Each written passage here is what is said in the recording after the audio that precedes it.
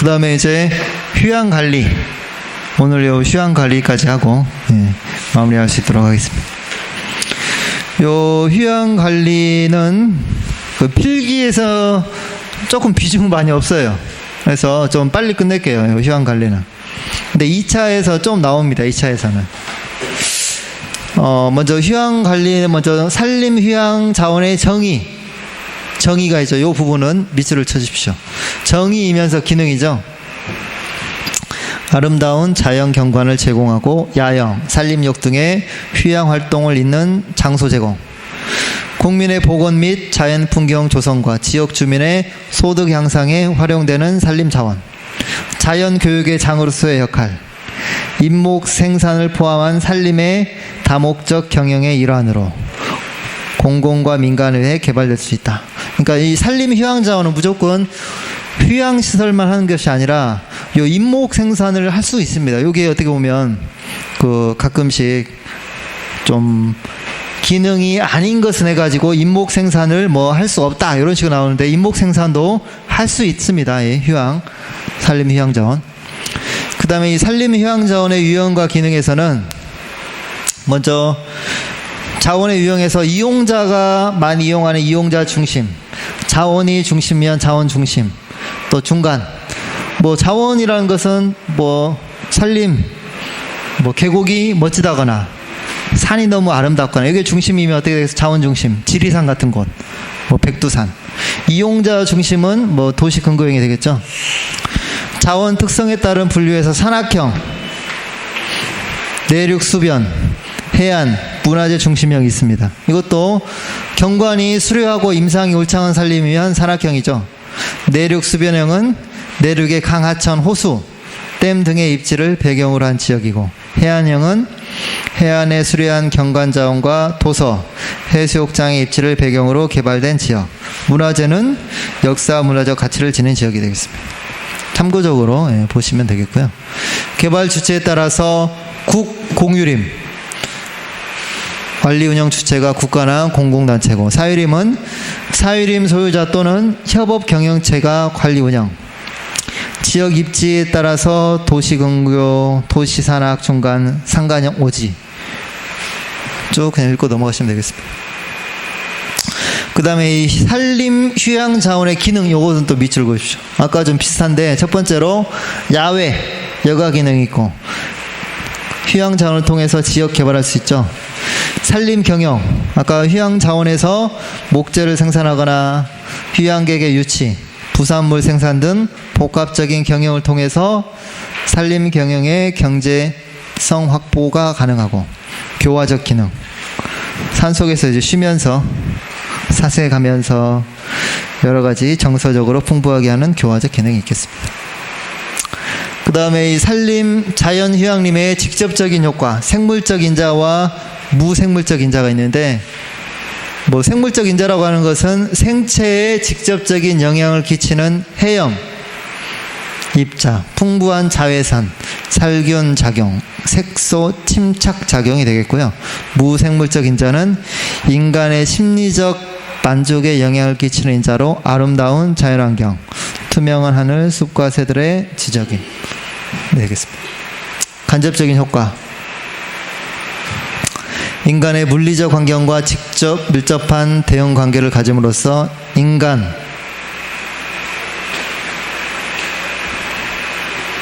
뭐야 이게, 가짐으로써 인간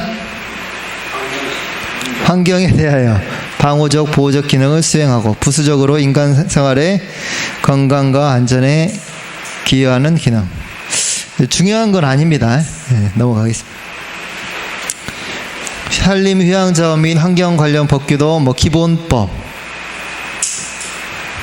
뭐 산림 공익 기능 정진, 도시 지역 산림 조성 관리, 수목원 보호 육성, 산림 휴양 자원 조성, 산림 문화의 창달. 그냥 넘어가시고. 요거는 좀 밑줄을 쳐주십시오. 산림 문화 휴양에 관한 법률에서 이 어떤 내용이 있냐. 첫 번째로 산림 문화 휴양이 있고, 두 번째로 자연 휴양림, 세 번째로 산림 욕장, 네 번째로 치유의 숲. 이 산림 문화 휴양에 관한 법률에서 휴양에 관한 종류, 치유의 숲, 산림욕장, 자연휴양림, 산림문화휴양 밑줄을 쳐주시고 각각의 개념들을 여러분들이 좀 정리를 해주시면 됩니다.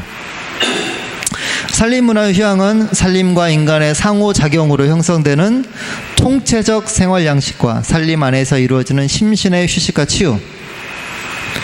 이제 중요한 것은 요 자연휴양림하고 산림욕장을 좀 구분한 내용을 여러분들이 좀 이해를 하셔야 되는데, 키워드가 있습니다.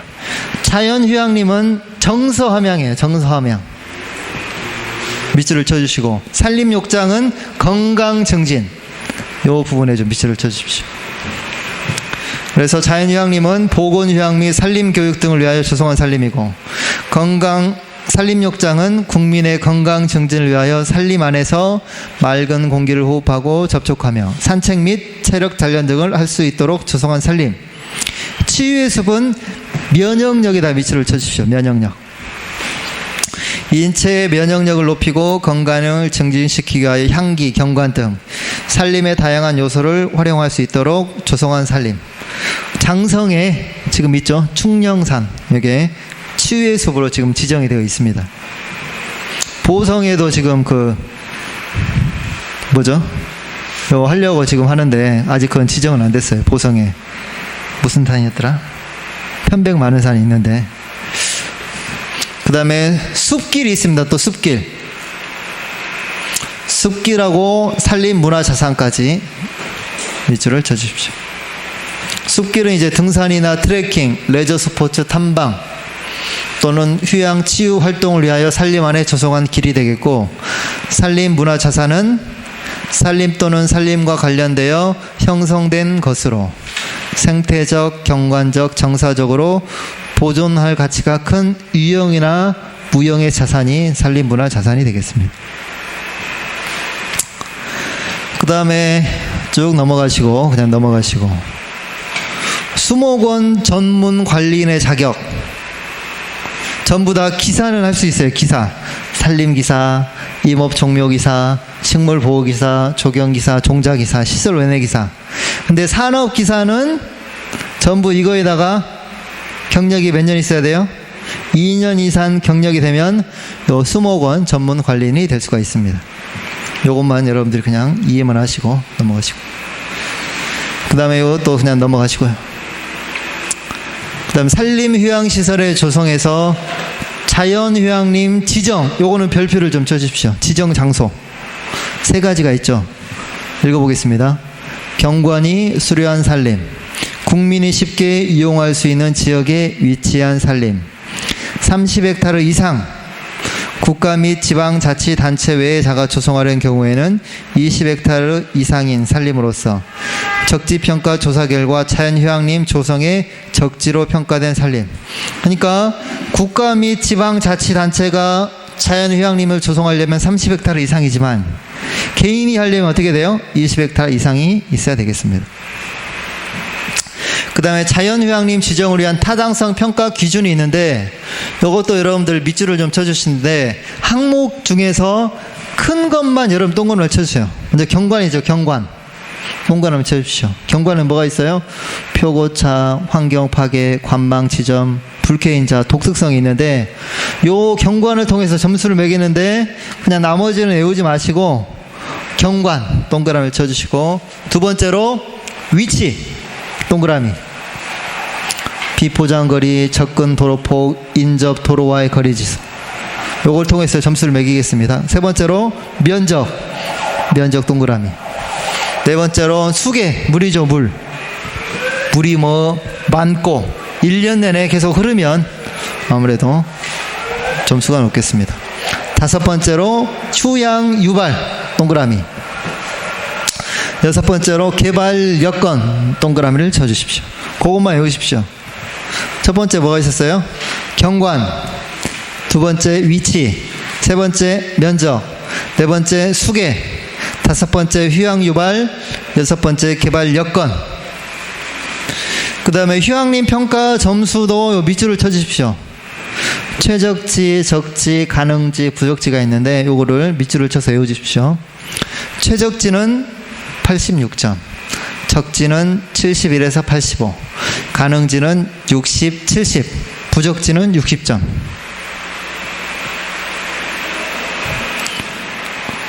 그래서 이제 개인이 이 자연 휴양림을 만들 수가 있습니다. 지금 화순에 개인 거더라고요. 백아산 휴양림이 개인이 만든 것. 개인으로 만든 휴양림이 전국에 한 뭐 몇 개 안 되더라, 한 5개밖에 안 되더라고요. 화순에 2개가 개인이 만든 걸로 알고 있습니다. 화순에 있는 게. 그리고 이거 하면 제가 알기로는 좀 국가에서 좀 지원이 좀 되는 것 같더라고요. 여러 가지. 혹시 이제 20헥타르 이상 산 가지고 계신 분은 이것도 괜찮을 것 같습니다. 그 다음에 자연휴양림에 휴식연제가 있는데, 아무래도 위치나 면적, 출입의 제한 또는 금지 기간, 그 밖에 자연휴양림의 명칭, 휴식연제 실시 목적, 이런 걸 통해서 휴식연제를 한다. 그런 내용이고, 여기 보시면 누가 할 수 있는가? 휴식연제를 실시하는 자연휴양림에 출입하고자 하는 자는 산림청장이나 지방자치단체장의 허가를 받아야 된다는 것. 그 다음에 자연휴양림 시설의 종류, 요거는 좀 밑줄을 쳐주십시오. 요거는 제목만. 그럼 휴양림 시설에는 어떤 종류의 시설이냐? 첫 번째로 숙박시설, 편익시설, 위생시설, 체험교육시설, 체육시설, 전기통신, 안전시설. 동그라미를 맞춰주십시오. 그리고 그 세부 내용은 외울 필요는 없습니다. 숙박시설은 집에 대한 거죠. 숲속의 집, 산림휴양관. 그 다음에 편익시설은 야영장, 오토캠핑장, 여러 등등. 위생시설은 취사장, 오물처리장, 화장실, 음수대. 체험교육시설은 산책로. 체육시설은 철봉, 평행봉. 전기통신시설은 전기나 전화, 인터넷.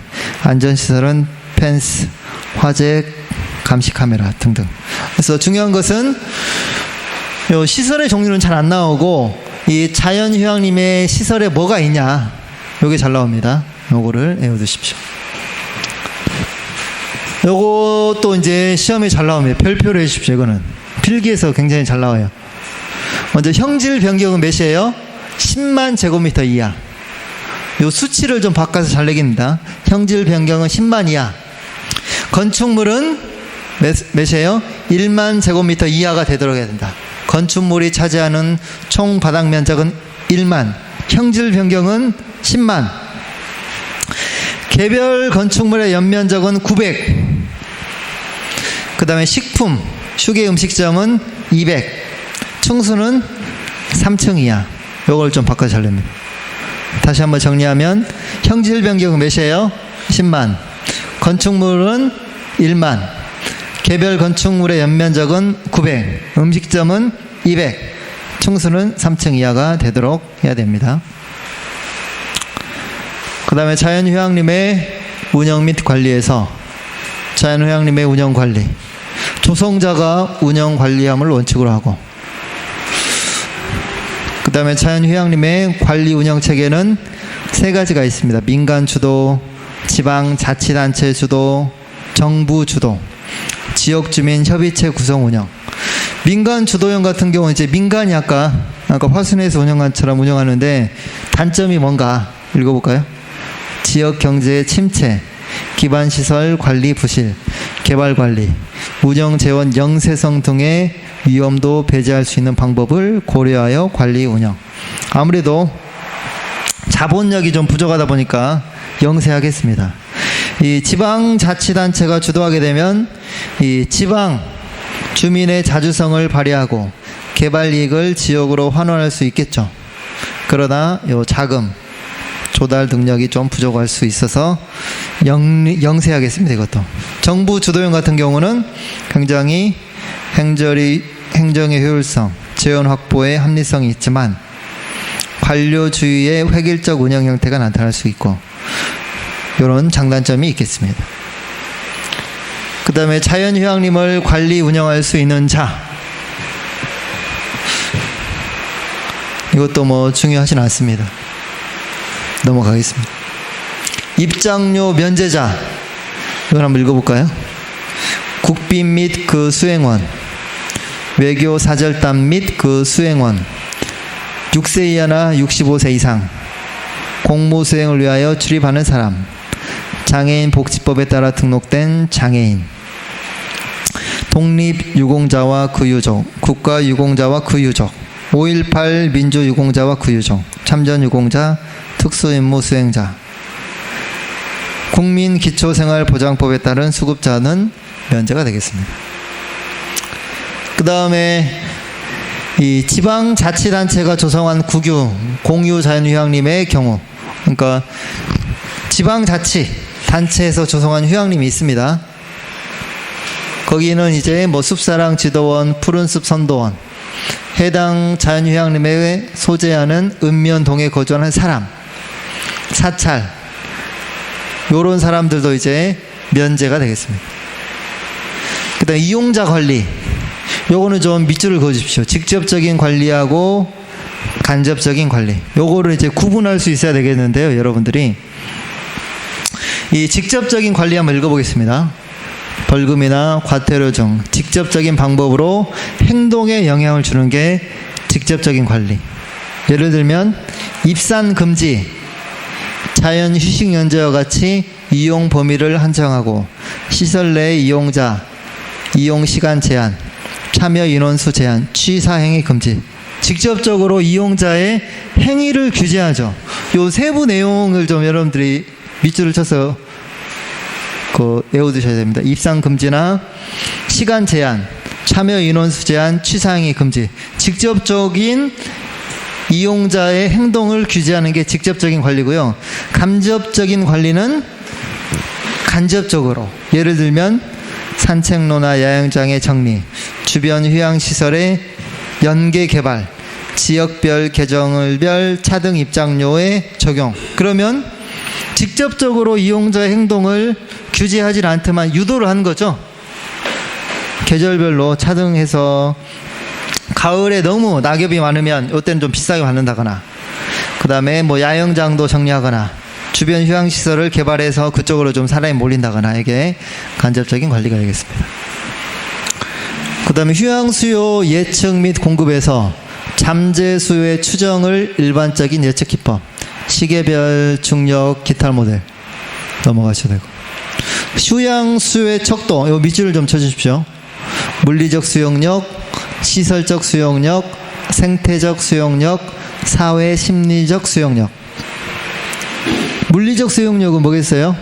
일정한 공간 안에 입장시킬 수 있는 최대 인원. 시설적은 그 시설의 한계죠. 그래서 인공 구조물이나 시설물의 최소 공간 규모로, 깜짝 놀랐네. 전쟁난장. 허용 가능한 용량이 되고, 생태적 수용력은 이용자의 영향을 지탱할 수 있는 자연 생태력이 한계고, 사회 심리적 수용력은 이용자의 시각에서 만족도를 저하를 느끼지 않으면서 최대의 만족을 누릴 수 있는 이용자의 행위 정도가 되겠습니다. 그 다음에 수요 관련 각종 계산식은 1번하고 2번만 별표를 쳐주십시오. 지원시설 소요 면적은 최대 시 이용 개수 곱하기 1인당 소요 면적 곱하기 이용률. 연간 관람객 수는 최대일 이용자 수 곱하기 회전율 곱하기 연간 이용일이 되겠습니다. 사피와 사시. 사피는 마케터 관점에서 상품, 가격, 유통, 촉진이 되겠고, 고객 관점의 사시는 고객 가치, 고객 측 비용, 편리성, 의사소통이 되겠습니다. 그 다음에 자연휴양림의 수림 공간 유형은 요 밑줄을 쳐주십시오. 세 가지. 산계림, 소생림, 밀생림, 요 세 가지 밑줄을 치십시오. 개념만 여러분들이 이해하시면 되는데, 이 수림 공간이라는 그 나무가 어떻게 분포되어 있냐. 밀생림 뭐예요? 나무가 굉장히 많다. 산계림은 그 상계했단 말이 군데 이렇게 나무가 있단 말이거든요. 이제 소생림은 중간이 되겠죠. 그래서 그 세 가지 형태. 그리고 요 4번도 좀 밑줄을 쳐주십시오. 휴양림 수림공간 형성의 기본 특성. 아까 밀생림 같은 경우는 나무가 굉장히 많죠. 70에서 100이고 산계림은 적고, 임상도 아마 산계림은 지피식생이고, 레크레이션 이용 밀도도 나무가 적기 때문에 높죠. 그러나 밀생림은 낮고, 레크레이션 활용 자유도도 산계림은 높지만 낮고, 공간적으로 보면 이 산계림은 휴식이나 체류, 밀생림은 차폐나 보전이 되겠습니다. 그 다음에 이 보유관리조 지피식생을 정리하거나 아니면 시비 및 관수하고, 밀생림은 자연상태에 의존하고, 주요수종은 화렵수, 침엽수, 밀생림은 침엽, 화렵수, 낙엽, 화렵수가 되겠습니다. 여기서 이제 중요한 것은 요 레크레이션 요 활용도하고 그 다음에 공간적 기능 요 두 가지만 여러분들이 좀 밑줄을 쳐주십시오. 네. 그 다음에 자연휴양림의 입지 조건 요것도 별표를 좀 쳐주십시오. 요거는 이제 수요 측면하고 공급 측면 있죠. 두 가지 별표를 쳐주십시오. 먼저 수요 측면을 읽어보겠습니다. 자연휴양림 배후 도시 상황, 거주인구, 기존 시설의 사회 경제적 레크레이션 수요에 대응되는 곳, 다수 국민이 쉽게 접근 또는 이용할 수 있는 지역의 살림, 교통기관, 도로망의 정비 및 관광시설 설치 계획을 가지고 있는 곳, 자연휴양적 이용과 목재 생산과의 합리적 조정을 도모할 수 있는 곳. 공급 측면은 위치죠. 그래서 자연 경관이 아름답고 임상이 울창한 살림,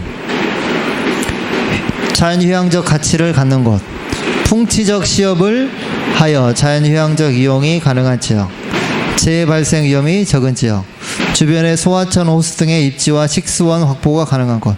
요 별표해 주십시오. 수요와 공급. 그다음에 마지막으로 이 용도 지구도 세 가지 밑줄을 그어 주십시오. 풍치 보호 지구, 풍치 정비 지구, 시업 조정 지구가 되겠습니다. 이 풍치 보호 지구는 벌채하면 안 된다 이거죠. 보호해야 된다 이거고, 정비는 10% 정도 나무를 벌채할 수 있다. 시업 조정 지구는 그냥 뭐 벌채할 수 있고 좀 조정할 수 있다 이게 되겠습니다. 네. 이상으로